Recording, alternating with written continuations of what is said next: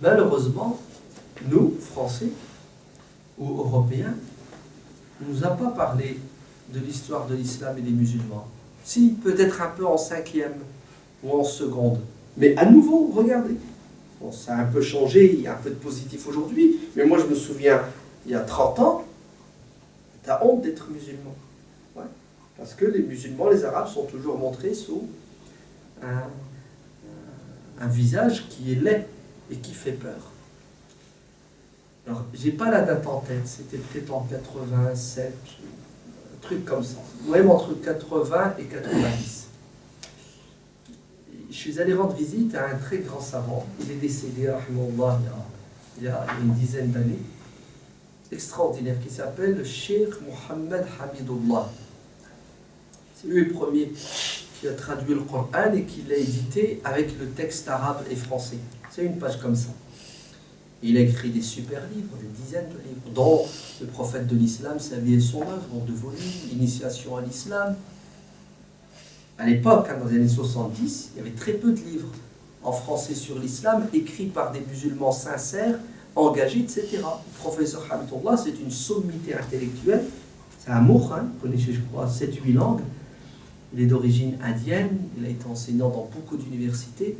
Il a même retrouvé un manuscrit de hadith qui s'appelle Sahifat ibn Munabbih, il l'a édité et commenté. Bref, un mour. Et à un moment donné, il habitait à Paris. Et je suis allé lui rendre visite, je voulais le voir. Parce que c'était les livres que j'avais, que je lisais. Et effectivement, je l'ai rencontré. Donc il habitait dans le 11e, c'est mes mémoires et bonnes, du côté de Stalingrad. Là-haut, hein, dans les vieilles bâtisses à Paris, tu sais, chambre d'hôte, c'est ça, au 5e, chambre de bonne, pardon, au 5e étage. Donc je frappe, il était grand, il était très maigre, très maigre, avec une belle barbe blanche. Et il me fait rentrer, je lui dis voilà qui je suis venu vous voir, vous toucher et vous rendre visite. Il me dit marhaban, asseyez-vous. Donc c'était très difficile de circuler dans cette chambre de bonne. Il n'y avait pas de place, il n'y avait que des livres, des piles de livres. Alors, Cheikh Hamidullah ne s'est jamais marié, il n'y a pas de gosse, d'accord. Il vivait seul. Et c'est un vrai zahid, un vrai asset. D'accord. Tu cherches quelque chose qui a de la valeur, tu ne trouves pas sauf les livres. Il m'a dit, je dois me préparer parce que j'ai une conférence à faire à la mosquée de Stalingrad. Il me fait asseoir, et il me donne une revue, il me dit, tiens, en entendant que je me prépare. Et cette revue s'appelait Le Musulman, il écrivait des articles dedans, elle n'existe plus aujourd'hui, c'était la revue de l'Association des étudiants musulmans de France. Et il m'a donné un article à lire qu'il a écrit lui. Et c'est quoi cet article? C'est les musulmans ont découvert l'Amérique avant Christophe Colomb. Ouais. Donc nous tous, on a bien appris une leçon d'histoire. 1492, Christophe Colomb découvre les Amériques. C'est ça, la Pinta, la Nimia, la Tata. Vous connaissez l'histoire. Très bien. Moi, je prends cet article et je le lis. Et qu'est-ce que je découvre? Que nos ancêtres, les musulmans, en 1250 et quelques, sont partis de Cordoue. D'ailleurs, à Cordoba, il y avait tout un quartier qui s'appelait les musulmans de l'autre côté de la mer, des ténèbres. Ils ont pris leur bateau, ils ont découvert les Amériques, ils commerçaient avec les Amériques, ils se sont installés au Brésil. On a retrouvé dans des grottes les versets du Coran, on a retrouvé les monnaies des califes d'Espagne. Même, ils sont partis aussi du royaume du Mali, d'accord? Bref, il y a toute une littérature historique musulmane qu'on a dans les livres d'histoire de nos ancêtres. Hein. Attention, hein. Tout ça c'est écrit. Tout ça c'est écrit, ça existe, mais on ne l'a jamais dit, n'est-ce pas? J'étais jeune, hein, je devais avoir, je sais pas, 22, 23 ans.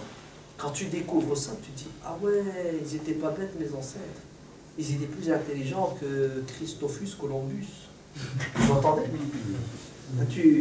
Et ce qui est bien, c'est qu'ils l'ont découvert 200 ans avant. Ben, pendant les 200 ans, ils ont tué personne. Quand Christophe l'a découvert, 200 ans après, il n'y avait plus personne. Hein. Ils ont massacré les Incas, les Aztèques, tous les trucs machin, et ils t'ont ramené des esclaves. Et là, tu découvres que tu as de quoi être fier de ton passé. Tu as de quoi être fier de tes ancêtres. Et pourquoi? C'est quoi la différence entre les musulmans qui ont découvert les Amériques et Christophe? C'est quoi la différence? C'est qu'ils étaient musulmans et les autres n'étaient pas musulmans.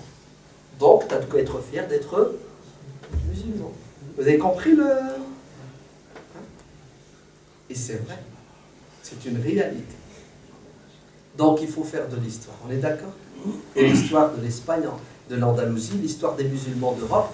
Donc, il faudra faire l'histoire des Ottomans, etc. Et Dieu dit dans le Coran, وَذَكِّرْهُمْ بِأَيَّامِلَّهِ. C'est ça? Zakirhum. Rappelle aux musulmans, quoi? Qu'est-ce qu'on doit rappeler aux musulmans? Le paradis, l'enfer, c'est évident. Mais pas que ça. Il faut rappeler aux musulmans l'histoire. C'est quoi l'histoire? Regardez ce que Dieu dit, les jours de Dieu. Hein, les jours de Dieu. Ça veut dire quoi un jour de Dieu? C'est ce que ça veut dire? Ça veut dire rappelle aux musulmans les grands moments de l'histoire où la vérité a pris le dessus sur le mensonge, la justice sur l'injustice.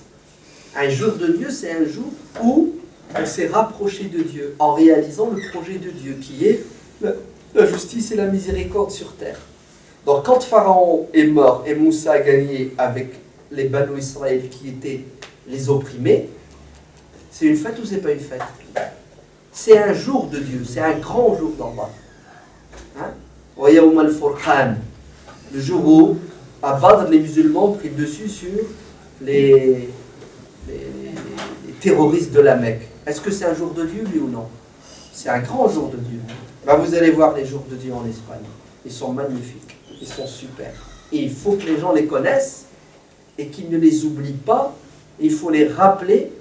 Pourquoi? Pour que nous ayons une fierté d'appartenir à une communauté qui a fait du bien sur terre, pour que nous les prenions comme exemple et que nous répandions à nouveau le bien et la justice sur terre.